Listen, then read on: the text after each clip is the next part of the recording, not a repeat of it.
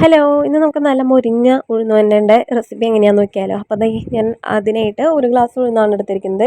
അത് നന്നായി കഴുകി നമുക്ക് വെള്ളത്തിലിട്ട് വെക്കാം കേട്ടോ. അപ്പോൾ ഞാൻ തലേ ദിവസം വൈകുന്നേരമാണ് വെള്ളത്തിലിട്ട് വയ്ക്കുന്നത്, പിറ്റേ ദിവസം കാലത്തേക്ക് വേണ്ടിയിട്ടാട്ടോ.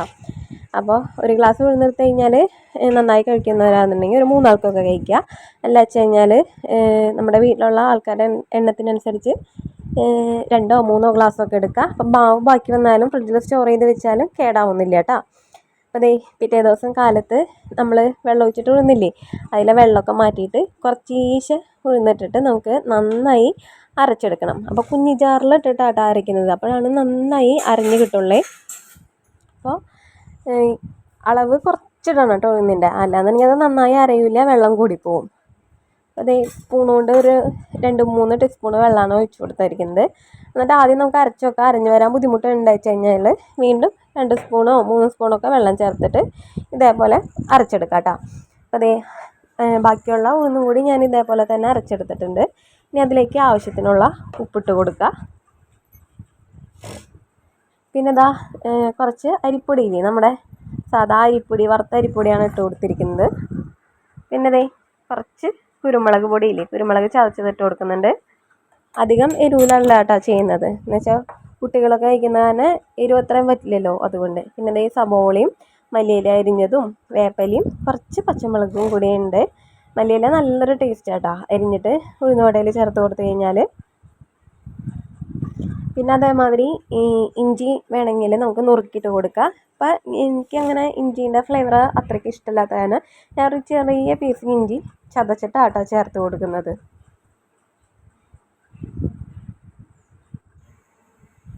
അപ്പം അതാ ഇഞ്ചിയും കൂടി ഇട്ടിട്ട് നമുക്കൊരു സ്പൂൺ വെച്ചിട്ടോ അല്ലെങ്കിൽ കൈ കൊണ്ടോ നന്നായി ഒരു 5 മിനിറ്റ് മിക്സാക്കി എടുക്കുക. ഇതിനെ നന്നായി മിക്സാക്കുക. പിന്നെ നമ്മൾ ഇതിൽ സോഡാപ്പൊടി കാര്യങ്ങളൊന്നും ചേർക്കുന്നില്ല കേട്ടോ. പിന്നെ വേണമെങ്കിൽ ഒരു 1/4 ടീസ്പൂണിന് താഴെ ഒരു പിഞ്ച് നമുക്ക് ബേക്കിംഗ് പൗഡർ ഇല്ലേ, അത് ചേർത്ത് കൊടുത്തു കഴിഞ്ഞാൽ സൂപ്പറാവും കേട്ടോ. അത് ഓപ്ഷണലാണ്, ഇല്ലെങ്കിൽ കുഴപ്പമൊന്നുമില്ല. പിന്നെ അതേപോലെ തന്നെ നമ്മുടെ മാവിനെ നമ്മളൊരു ഇങ്ങനെ മിക്സാക്കി എടുത്തിട്ട് ഒരു 10 മിനിറ്റെങ്കിലും ഒന്ന് റെസ്റ്റ് ചെയ്യാനും മറക്കരുത് കേട്ടോ. ഇതേപോലെ സ്പൂൺ വെച്ച് നന്നായി മിക്സാക്കി കൊടുക്കുക, അങ്ങോട്ടും ഇങ്ങോട്ടും ആക്കിയിട്ട് കേട്ടോ. അപ്പോൾ വീഡിയോ ആദ്യമായിട്ട് കാണുന്ന ആരെങ്കിലും ഉണ്ടെങ്കിൽ ചാനലൊന്ന് സബ്സ്ക്രൈബ് ചെയ്ത് സപ്പോർട്ട് ചെയ്യാൻ മറക്കരുതേ.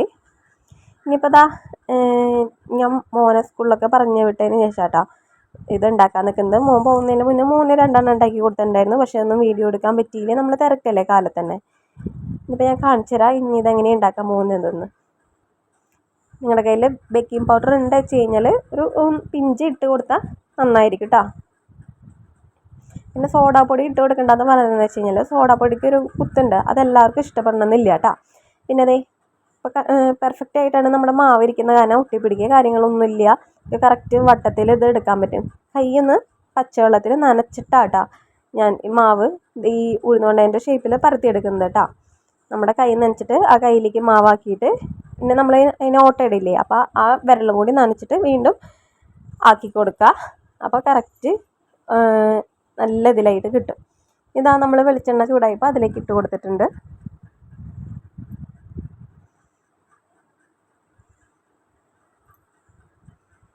പെട്ടെന്ന് തന്നെ ആയി വരും കേട്ടോ. അപ്പോൾ കുറേ ഓയിലോ വെളിച്ചെണ്ണയോ നിങ്ങൾക്ക് ഇഷ്ടമുള്ളത് യൂസ് ചെയ്യാം കേട്ടോ. അപ്പോൾ ഞാനിപ്പോൾ ഓയിലാണ് ചെയ്തെടുക്കുന്നത്. ഒരുപാട് ഓയിൽ വേസ്റ്റ് ആക്കണ്ടെന്ന് കരുതിയിട്ടാട്ടോ ഈ ഒരു കുഞ്ഞ പാത്രത്തിലാക്കിയിട്ട് ഓരോന്നായിട്ട് ഇതെടുക്കുന്നത്.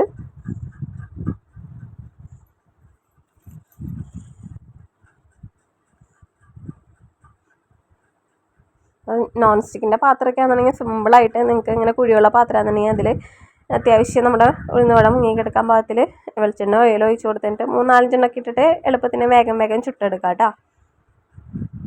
പെട്ടെന്ന് തന്നെ ആയി വരും. പിന്നെ തീ കൂട്ടി വെക്കരുത് കേട്ടോ, അപ്പോൾ ഉൾഭാഗം വേവാണ്ട് കരിഞ്ഞു പോവും. തീ കുറച്ചിട്ടിട്ടാക്കാം.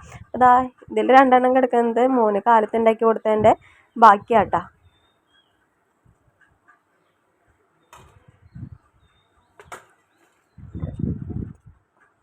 അവന് ഞാൻ നമ്മുടെ മാവ് റെസ്റ്റ് ചെയ്യാനൊന്നും വെച്ചിട്ടുണ്ടായിരുന്നില്ല കേട്ടോ. ഇതിപ്പോൾ അവനെ സ്കൂളിൽ വിട്ടതിന് ശേഷം കുറച്ച് നേരം മാവ് ഇരുന്ന കാരണം കറക്റ്റായിട്ട് നല്ല ഇതിൽ പൊന്തിയൊക്കെ വരുന്നുണ്ട്. ഇട്ടപ്പോൾ തന്നെ നമ്മുടെ ഉഴുന്നുവട ഇങ്ങനെ പൊളച്ച് വരുന്നത് കാണുന്നില്ലേ? വേണ്ട, പാത്രത്തിൽ ഒട്ടിപ്പിടിക്കുക കാര്യങ്ങളൊന്നുമില്ല. ഒരു പ്രാവശ്യമെങ്കിലും ഈ ഒരു രീതിയിൽ എല്ലാവരും ട്രൈ ചെയ്ത് നോക്കാം.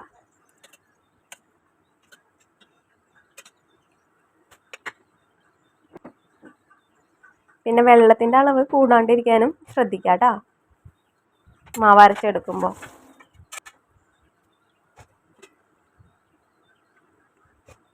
നല്ല സ്മെല്ലാട്ടാ. എന്താ പറയുക, നമ്മുടെ മല്ലിയിലൊക്കെ ഇട്ട കാരണം ഉണ്ടല്ലോ, അതൊക്കെ ഒന്ന് മൊരിയുമ്പോൾ നല്ല ടേസ്റ്റാണ്. ചിലർ പരിപ്പ് വടയൊക്കെ ഉണ്ടാക്കുമ്പോൾ അതിൽ മല്ലിയില ചേർക്കാറില്ലേ? അതേപോലെ തന്നെ കേട്ടോ, നല്ല ടേസ്റ്റാണ് ഉഴുന്നുവടയിൽ മല്ലിയില ഇടുമ്പോൾ. അപ്പോൾ അതാ ഞാൻ കുറച്ചുണ്ടാക്കിയിട്ടുള്ളൂ. അതെ, നല്ല ചൂടുണ്ട്. പുറം ഭാഗം എന്താ നല്ല ക്രിസ്പി ആയിട്ടാണ്, ഉൾഭാഗം നല്ല സോഫ്റ്റുമാണ്. നല്ല ടേസ്റ്റ് ഉണ്ട് നമ്മുടെ ഉഴുന്നുവട. അപ്പോൾ സാമ്പാറിൻ്റെ കൂടെയാട്ടോ ഞാൻ കഴിക്കുന്നത്. അല്ലാന്നുണ്ടെങ്കിൽ വെള്ളച്ചട്നിയില്ലേ, വെള്ളച്ചമ്മന്തി, നമ്മുടെ ഇഡലിക്കൊക്കെ ഉണ്ടാക്കുന്ന പോലത്തെ വെള്ളച്ചമ്മന്തി, അതിൻ്റെ കൂടെയും നല്ല സൈഡായിട്ട് പൊക്കോളും. പിന്നെ ദേ നമ്മുടെ മാവ് പെർഫെക്റ്റ് ആണോ എന്ന് അറിയാൻ വേണ്ടി ഞാൻ ഒരു ഐഡിയയും കൂടി കാണിച്ചുതരാം. ഇത് ഒരു ഗ്ലാസ്സിൽ സാധാ വെള്ളം എടുത്തിട്ട് നമ്മൾ അരച്ച മാവില്ലേ, അതൊരു നുള്ള ഗ്ലാസ്സിലേക്ക് ഇട്ട് കൊടുക്കുമ്പോൾ അത് അടിയിലേക്ക് താഴ്ന്ന് പോകുന്നുണ്ടെങ്കിൽ അത്ര പെർഫെക്ഷനൊന്നും ഇല്ലാണ്ടാണ് നമ്മുടെ മാവ് അരഞ്ഞു വന്നേക്കുന്നത്. അഥവാ നമ്മൾ ഇട്ടപ്പോൾ തന്നെ ഗ്ലാസ്സിന് മുകളിലേക്ക് അത് ഉയർന്ന് വന്നതിൽ നമ്മുടെ മാവ് കറക്റ്റ് രീതിയിലാണ് അരഞ്ഞു വന്നേക്കുന്നത് കേട്ടോ. അപ്പോൾ ഇത്രയേ ഉള്ളൂ ഇന്നത്തെ വീഡിയോ. എല്ലാവരും ഒന്ന് ട്രൈ ചെയ്ത് നോക്കുക, ഫീഡ്ബാക്ക് അറിയിക്കുക.